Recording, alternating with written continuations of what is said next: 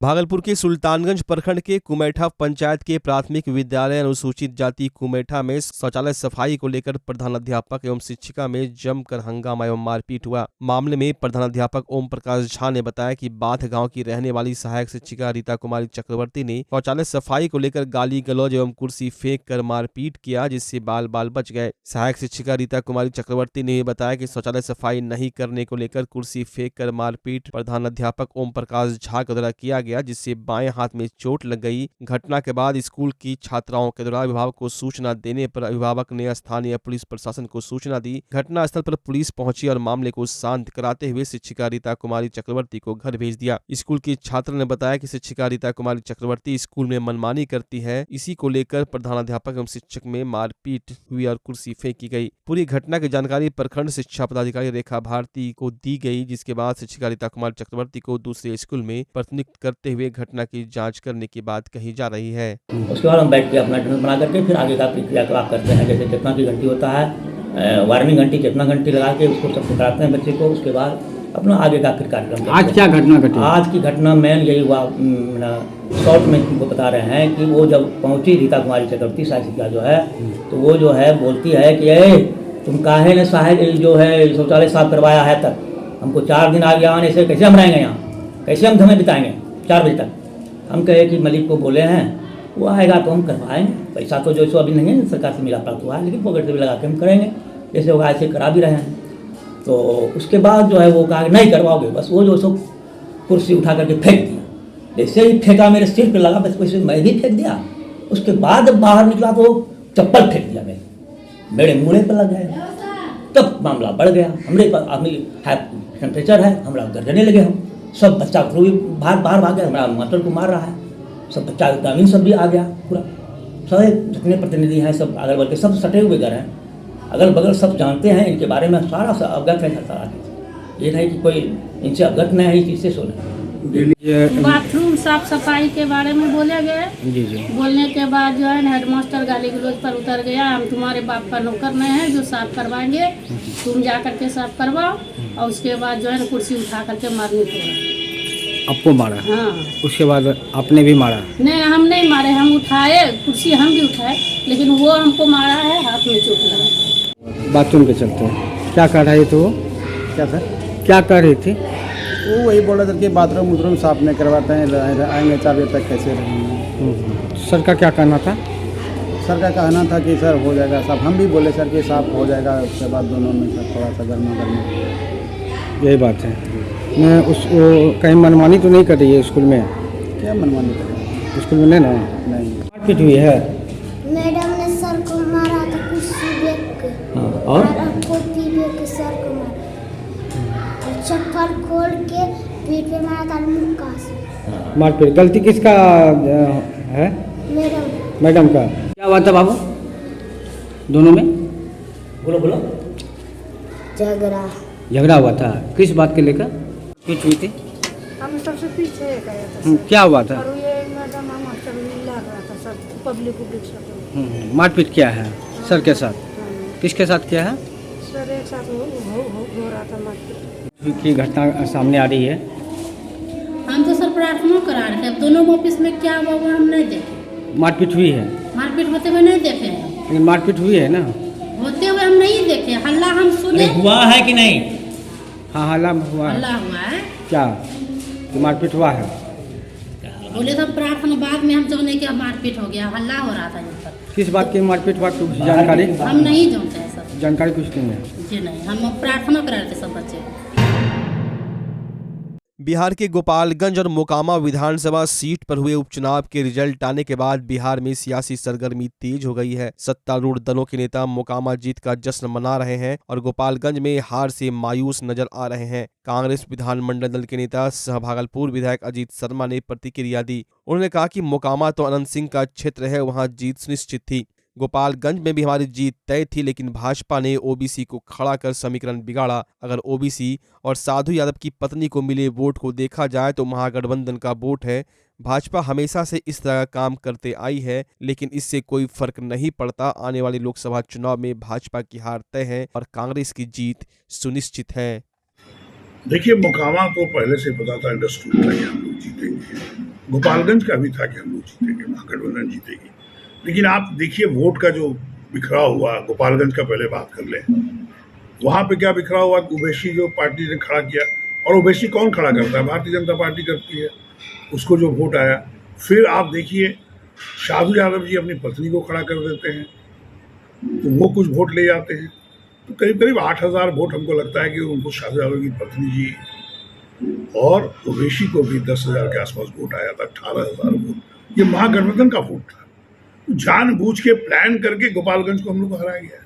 और जहाँ तक मोकामा की बात है, मोकामा में तो सब दिन अनंत सिंह जी जीतते रहे हैं, और वो अभी जेल में उनकी पत्नी खड़ी हुई है। तो पहले से हम लोग को था कि हम लोग दोनों सीट जीतेंगे, लेकिन मोकामा सीट जो हम लोग जीते हैं, मैं वहाँ की जनता को बधाई देता हूँ कि आपने सही चुनाव किया, देश के हित में किया, बिहार के हित में किया और मोकामा के हित में किया है। आपने भारतीय जनता पार्टी को करारा जवाब दिया है। गोपालगंज में भी ये दोनों दो अगर नहीं खड़े होते तो वहाँ भी हम लोग इतना ही 18,000 के आसपास से वोट से जीतते। इसलिए ये जान के बूझ के ओवैसी को खड़ा किया गया। भारतीय जनता पार्टी अपने जीतने के लिए कुछ भी करेगी, आपको बता दें। क्या लगता है लोकसभा है आने वाले, फिर विधानसभा? लोकसभा में देखिए इस बार तो निश्चित तौर पर यूपीए की सरकार बनेगी। कांग्रेस जिस तरह से आदरणीय राहुल गांधी पदयात्रा कर रहे हैं और जिस तरह से महंगाई आकाश छू रहा है, चाहे वो गैस का दाम ले लो, डीजल पेट्रोल का कीमत ले लो, क्रूड ऑयल का कीमत घट रहा है पूरे इंटरनेशनल मार्केट में, लेकिन हिंदुस्तान में क्या है, रेट बढ़ रहा है। आप महंगाई देख लीजिए, आप लोग तो middle class, lower middle class चीजें खरीद नहीं पा रहे हैं। जीएसटी की मार अलग है।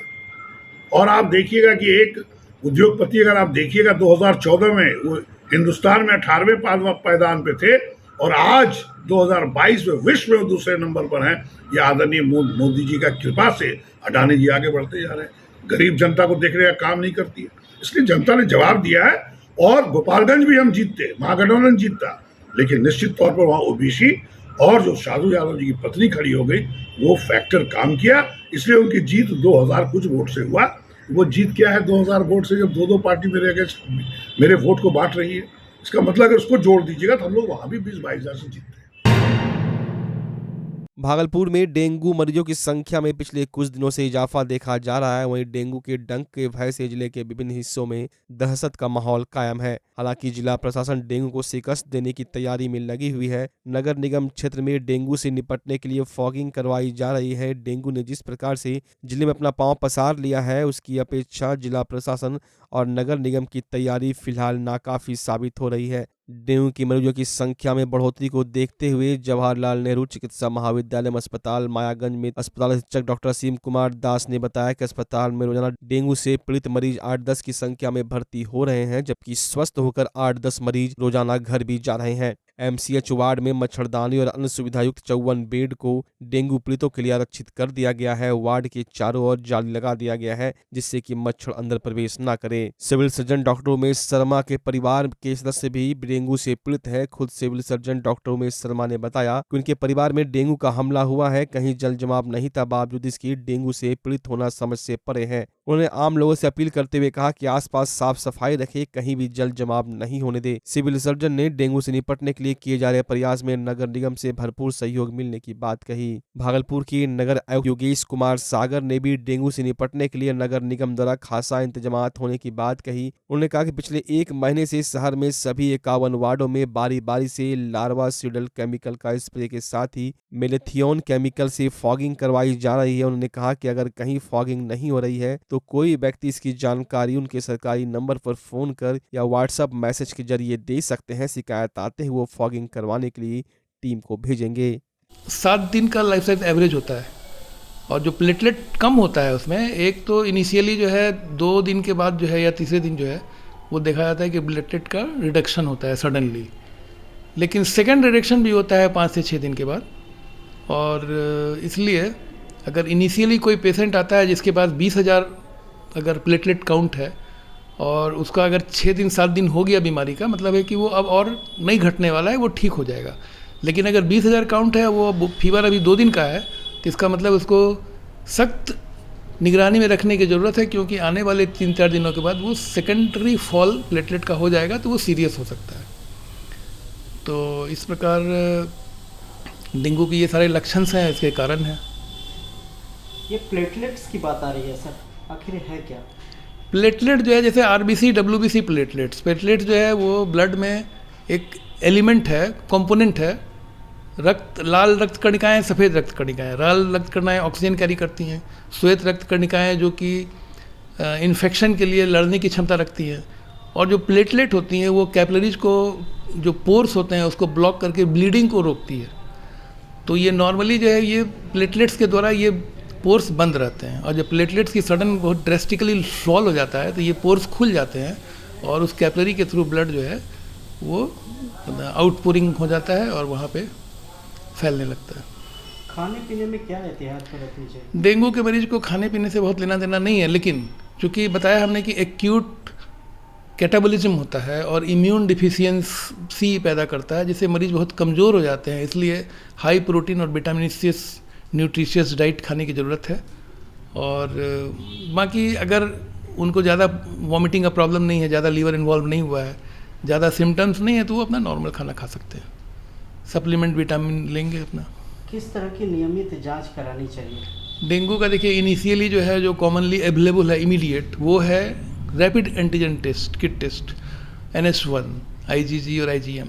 तो रैपिड एंटीजन NS1 जो है वो उसको भी पॉजिटिव होने में 2 से 3 दिन लग जाते हैं, और जनरली पेशेंट भी 2 दिन के बाद ही पहुंचता है। हालांकि अर्लीस्ट NS1 पॉजिटिव होने का है वो एलाइसा डेंगू NS1 पॉजिटिव होना, जो कि भारत सरकार द्वारा मान्यता प्राप्त है। उसको हम लोग मानते हैं कि कन्फर्मेटरी, और NS1 जो रैपिड एंटीजन किट है उसको हम लोग मानते हैं सस्पेक्टेड। हालांकि ये NS1 जो रैपिड एंटीजन किट टेस्ट होता है वो भी मोर और लेस वो डेंगू ही है, और आंकड़ों के हिसाब से भले ना हो। बच्चा जब जन्म लेता है तो कई बार बच्चा तुरंत नहीं रोता है, रोने में देर हो जाता है। ऐसे में बच्चा क्षतिग्रस्त हो जाता है और उसके बचने की संभावना कम हो जाती है, और यदि बचा तो भविष्य में उसमें विकलांगता की समस्या आती है, जिसे CP कहते हैं, जिसका कोई माकूल इलाज नहीं है और ज़िंदगी भर बच्चा विकलांगता से जूझ सकता है। ऐसे में पूरे संसार में कूलिंग थेरेपी का सहारा लिया जाता है। जन्म से ठीक 6 घंटा के अंदर यदि उसको कूलिंग थेरेपी दिया जाए तो उससे उसका CP की समस्या कम होती है और बचने की भी संभावना बढ़ती है। पहली बार बिहार झारखंड में आपके शहर के स्नेह नवजात शिशु बाल सेवा केंद्र में यह मशीन उपलब्ध है। कभी भी ऐसी बात हो कि बच्चा रोने में विलम्ब हो गया तो आप स्नेह नवजात शिशु बाल सेवा केंद्र में जरूर संपर्क करें।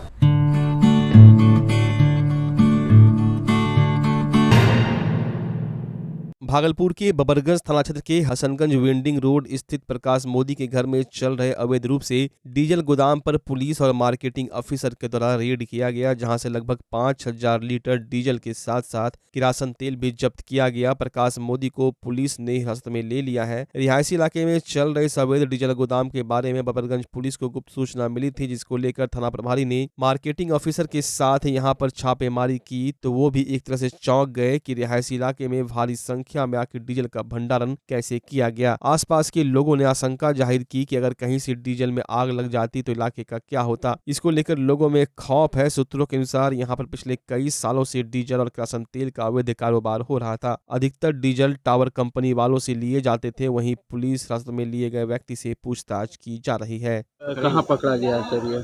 यही तो जगह कहलाता है हसनगंज, वार्ड नंबर कौन सा 44 है।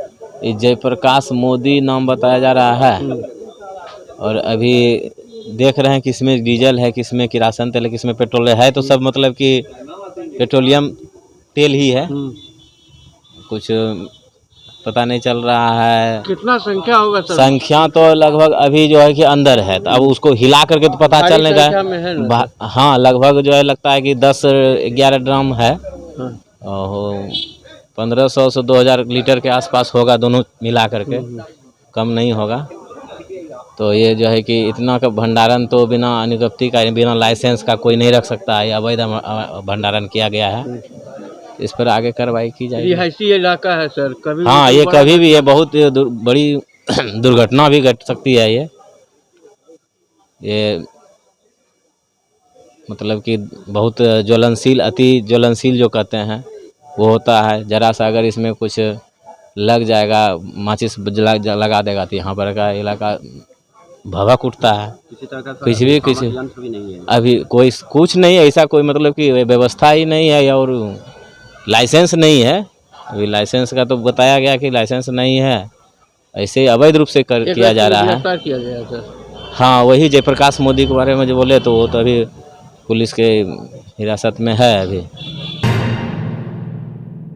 लगभग 2.5 साल पूर्व ननिहाल भागलपुर के अकबर नगर थाना क्षेत्र के रसीदपुर में रहकर पढ़ाई करने वाले भागलपुर जिला के खरीक थाना क्षेत्र के काजी कोरैया निवासी ललन शाह के पुत्र पंकज कुमार की गोली मारकर हत्या कर दी गई थी। 2.5 साल से अधिक समय बीत जाने के बावजूद अपने बेटे के हत्यारों को सलाखों के पीछे नहीं पहुंचाए जाने का गम लिए एक पिता लगातार इंसाफ की गुहार लगाने पुलिस अधिकारियों के कार्यालयों का चक्कर काट रहा है। मृतक के पिता ललन शाह ने बताया कि उसका पुत्र पंकज कुमार अपने ननिहाल अकबर नगर थाना अंतर्गत रसीदपुर में रहकर पढ़ाई करता था। उसने सिपाही भर्ती परीक्षा में उत्तीर्णता प्राप्त की थी। पंकज इस बात से काफी खुश था, उनके घर वाले भी काफी खुश थे, परंतु उन्हें क्या पता कि खुशी किसी को नासूर बनकर चुभ रहा था। वो कोई और नहीं, उसका मामा ही था। उसके मामा को यह बर्दाश्त नहीं हुआ और उसने अपने भांजे को अपने कुछ साथियों के साथ मिलकर 4 गोली उसके शरीर में डालकर उसकी हत्या कर दी। घटना के बाद मृतक पंकज के पिता ललन शाह ने बताया कि उसके ससुराल से फोन गया और कहा गया कि बेटे पंकज की हत्या हो गई है। मृतक पंकज के पिता ललन शाह आनंद फानम ने अपने पुत्र पंकज कुमार के पास अकबर नगर रसीदपुर पहुंचे तो देखा कि उनका पुत्र मृत पड़ा हुआ है। वहीं मृतक के पिता ने आसपास से पता लगाया कि मेरे बेटे को किसने मारा तो गाँव वालों ने साफ तौर पर कहा कि नारायण शाह का पुत्र बलदेव शाह, भगवान शाह का पुत्र सुजीत शाह, लड्डू शाह, कामरान शाह का पुत्र अधीन शाह और गणेश पासवान ने उसके पुत्र की गोली मारकर हत्या कर दी है। एक पिता अपने पुत्र को न्याय दिलाने के लिए बरसों थाने के चक्कर काटे। जब थाने से कोई सुनवाई नहीं हुई तो एसएसपी कार्यालय के चक्कर काटे और अब भी जब उसकी फरियाद नहीं सुनी गई तो अब वो डीआईजी कार्यालय के चक्कर लगातार काट रहा है। उनका ये कहना है कि मेरे बेटे को जिसने मारा है उसे सख्त से सख्त सजा दी जाए। साहब सब मिले ले हमरा बेटा के 2 साल पहले मर्डर हो गए, लेकिन आज दिन तक पुलिस कर्मी एक रत्ती नहीं सुनवाई करी रहा है, कोई देखा सुनी नहीं करी रहा है। क्यों मर्डर हुआ जी? मर्डर हो गया वो तो हमें जानकारी नहीं होलिए। कौन मारा? मारा नहीं छे अधीन शाह, सुजीत शाह। कौन है? ओकरा मामे छिके साहब। मामा ही मार दिया जी? कुछ कारण का पता नहीं चलता जी नहीं, यहाँ तक कि मना उनको मृत्यु प्रमाण पत्र नहीं बनवा दी है। नवगछिया में अखिल भारतीय विद्यार्थी परिषद नवगछिया की महिला इकाई के द्वारा मदन अहिल्या महिला महाविद्यालय में सुबह से तालाबंदी कर दी गई और सभी शिक्षक और कर्मचारी को परिसर से बाहर ही रोक दिया गया। स्थानीय महिला प्रशासन ने छात्रा से नोकझोंक होने के बाद प्रशासन एवं महाविद्यालय प्रशासन के द्वारा लिखित आश्वासन के बाद दोपहर ताला खोला और पुनः नवगछिया अनुमंडल पदाधिकारी को इससे संबंधित ज्ञापन सौंपा। छात्र संघ महासचिव आकांक्षा चौधरी ने कहा कि हम सबों ने सभी छात्र संघ पदाधिकारियों के साथ विश्वविद्यालय के कुलपति को कई बार आवेदन देकर महाविद्यालय हॉस्टल को चालू करने का आग्रह किया था, परंतु नहीं हुआ। अखिल भारतीय विद्यार्थी परिषद के साक्षी और सिंकू ने बताया कि अखिल भारतीय विद्यार्थी परिषद के माध्यम से आवेदन देकर छात्रावास को चालू कराने का आग्रह किया, परंतु टाल मटोल होते रहा। अंत में हम सबों ने महाविद्यालय की तालाबंदी करने का निर्णय लिया। वहीं महाविद्यालय के द्वारा 1 सप्ताह में हॉस्टल चालू करने के आश्वासन के बाद तालाबंदी खत्म हुआ। हम लोगों की सिर्फ एक ही मांग है कि हमारा हॉस्टल जल्द से जल्द चालू हो। 6 साल हो गए हैं हॉस्टल, एक हॉस्टल तो पूरी तरह से बर्बाद हो चुका है, दूसरा हॉस्टल जो बना है ना तो वो चालू हो रहा है ना तो पूरी तरह से बंद हो रहा है। या तो उसको पूरी तरह से बंद कर दे या तो फिर चालू कर दे। जो छात्राएं दूर से आती है उन्हें कितनी तकलीफ होती है ये आप समझ ही सकते हैं। कॉलेज प्रशासन के द्वारा पहले क्या आश्वासन दिया गया था? कॉलेज प्रशासन के द्वारा एक बार नहीं कई बार, कभी 10 दिन के लिए 10 दिन समय दो, कभी 6 दिनों के लिए, कभी 4 दिनों के लिए, ऐसा ही आश्वासन दिया जा रहा है। इसलिए हम लोग अंतिम निर्णय पे आए हैं, या तो आज बता दिया जाए कि चालू होगा या नहीं चालू होगा। ये आप लोग का धरना कब तक चलने वाला है? जब तक हमारी मांगे पूरी नहीं हो, यूनिवर्सिटी से पदाधिकारी नहीं आ जाते हैं, हमारी प्रिंसिपल मैम नहीं आ जाती हैं, तब तक हम लोग धरना पे इसी तरह बैठे रहेंगे। भागलपुर समाहरणालय स्थित समीक्षा भवन में वरीय पुलिस अधीक्षक बाबू राम के द्वारा जिले में बढ़ते अपराध को लेकर अपराध गोष्ठी का आयोजन किया गया, जिसमें जिले के सभी थाना प्रभारी सहित सिटी एसपी, एएसपी, डीएसपी ने बैठक में हिस्सा लिया। बैठक के दौरान थाना स्तर पर हुए अपराधों की समीक्षा की गई। फरार अपराधियों की गिरफ्तारी सहित पेंडिंग कांडों को जल्द खत्म करने का निर्देश सभी थाना प्रभारियों को दिया गया। थाना स्तर पर गश्ती मुस्तैदी से करने का निर्देश वरीय पुलिस अधीक्षक ने सभी थाना प्रभारियों को दिया। वहीं रात्रि गश्ती को और मजबूती से कराने को लेकर कई दिशा निर्देश वरीय पुलिस अधीक्षक ने सभी थाना प्रभारियों को दिया। के द्वारा क्राइम मीटिंग का आयोजन किया गया था। इसमें शहर के और जिला के सभी थानाध्यक्ष उपस्थित थे, सभी एसडीपीओ, सभी सर्कल इंस्पेक्टर उपस्थित थे और विस्तृत क्राइम की समीक्षा की गई है। और जितने भी शाखाएं होती है पुलिस कार्यालय में, उन सभी की विस्तृत समीक्षा की गई है और सभी को निर्देश दिया गया है कि जो भी पेंडेंसी है केस की और अनुसंधान से संबंधित उसको जल्द से जल्द पूरा करें। भागलपुर में महीनों से अपनी नाबालिग बेटी से नहीं मिल पाने का गम लिए एक मां दर दर की ठोकर लगा रही है और पुलिस अधिकारियों से अपनी बेटी की सकुशल बरामदगी की गुहार लगा रही है। मामला लोदीपुर थाना क्षेत्र के पीठना गांव का है, जहां की रहने वाली बीबी सामिया की 14 वर्षीय नाबालिग पुत्री मार्च महीने से ही अपने घर से गायब है। सामिया की मां ने तो उसके रिश्तेदारों और पड़ोसियों ने ही उसकी बेटी को 21,000 रुपये से मार्च महीने में कहीं बेच दिया। मामला दर्ज कराने वो कई बार लोदीपुर थाना भी गई, लेकिन पुलिस कर्मियों के द्वारा उसकी बेटी को खोजने के एवज में रुपये की मांग की गई। गरीबी की मांग झेल रही रूबिया ने जब रुपये देने में असमर्थता जाहिर की तो उसे थाने से डांट डपट कर भगा दिया गया। अपनी बेटी की फोटो लेकर दर दर भटक रही लोगों से उसका पता पूछ रही सामिया ने बताया कि थाना से भगाए जाने के बाद वो एसपी कार्यालय भी पहुंची, लेकिन वहां भी इसे इंसाफ नहीं मिला। उसे एसपी कार्यालय में तैनात पुलिस कर्मियों के द्वारा भगा दिया गया। थक हार कर बेटी की सकुशल बरामदगी के लेकर डीआईजी कार्यालय पहुंची है और उम्मीद है यहाँ पर इंसाफ मिलेगा। यार में उसका बाप वजीर जो है तू तो कहीं बेटी को अपनी छिपा के रिश्तेदार का रखा। हम तो पिथने तो लुकने खोजेंगे, हम जाते हैं तो खोजने ढूंढने में हम ही को मरने उठता। क्या आप यहाँ न आइए वहीं को जिएगा रतिये बार थोड़ा दूर पड़ता है भाईजान। थोड़ा बेटी का कितना उम्र होगा अभी? 14 साल। देखिए न उसमें लिखा 14 साल। पढ़ती थी? हाँ पढ़ती भी थी और उससे थोड़ा सा हिंदी भी पढ़ती थी, थोड़ा उर्दू भी पढ़ाया भाईजान। और उसके बाद में चचेरी मामानी ले जाके दिया है दोनों। और वो शनिचर को रोशन भी गोल थी और एतवार के दिन में आई 11 बजे। रोशन लड़की है? हाँ रोशन मेरी भौजाई हुई और रुखसार मेरी लड़की हुई। अंतर्राष्ट्रीय व्यापार मेले में 6 बार बिहार को अंग क्षेत्र भागलपुर की मंजूषा कला और मिथिलांचल की मधुबनी पेंटिंग को लेकर गोल्ड मेडल मिल चुका है। इस बार 14 नवंबर को होने वाले अंतर्राष्ट्रीय व्यापार मेले के बिहार पवेलियन प्रगति मैदान नई दिल्ली के तोरण द्वार और पवेलियन के अंदर एवं बाहर की दीवार पर भागलपुर की मंजूषा कला उकेरी जाएगी। बता दें, मंजूषा कला की लोकप्रियता को देखते हुए अंतर्राष्ट्रीय व्यापार मेला में कई स्टॉल लगाए जा रहे हैं और भागलपुर के कई मंजूषा कलाकार वहां जाकर मंजूषा कला की लाइव प्रस्तुति देकर तोरण द्वार से लेकर साज सज्जा तक अपने अंग जनपद की लोक कला मंजूषा कला से करेंगे। पवेलियन की दीवारों पर लोक गाथा बिहुला बिसरी पर आधारित कहानियों को लोक कला मंजूषा पेंटिंग के जरिए दिखाया जाएगा। भागलपुर के मंजूषा कलाकार मनोज पंडित के नेतृत्व में मंजूषा कला प्रशिक्षण केंद्र के द्वारा यह तैयारी जोर शोर से चल रही है। मनोज पंडित ने बताया कि कई दिनों से भागलपुर के मंजूषा कलाकार भूखे प्यासे प्रत्येक दिन 12 से 14 घंटे मंजूषा पेंटिंग बनाने में लगे हुए हैं, जिसमें पवन सागर, अमन सागर, सुमना, प्रीति, ज्योति, वर्षा, पूजा, आरती, सीता देवी, कविता देवी अपना विशेष योगदान दे रही है। उन्होंने कहा कि पूर्व उद्योग मंत्री सैयद शाहनवाज हुसैन व उपेंद्र महारती शिल्प संस्थान का इसमें बहुत बड़ा सहयोग है। मंजूषा कला विलुप्त हो रही थी, उसे विश्व पटल पर लाने के लिए भागलपुर के मंजूषा कलाकार केंद्र व राज्य सरकार को धन्यवाद देते दिखे। स्थान मिला है, ज्यादा मात्रा में मंजूषा पेंटिंग लगाई जा रही है। तोरण द्वार भी यानी कि बिहार पवेलियन का एंट्री गेट तोरण द्वार भी मंजूषा कला से बनाया जाएगा और हमें विश्वास है कि हमारे कलाकार रात दिन मेहनत कर रहे हैं, जिसमें राज्य पुरस्कार से सम्मानित पवन कुमार सागर हैं, प्रीति कुमारी है, श्रीमती सुमना है, वर्षा कुमारी है, कविता देवी है, पूनम कुमारी है,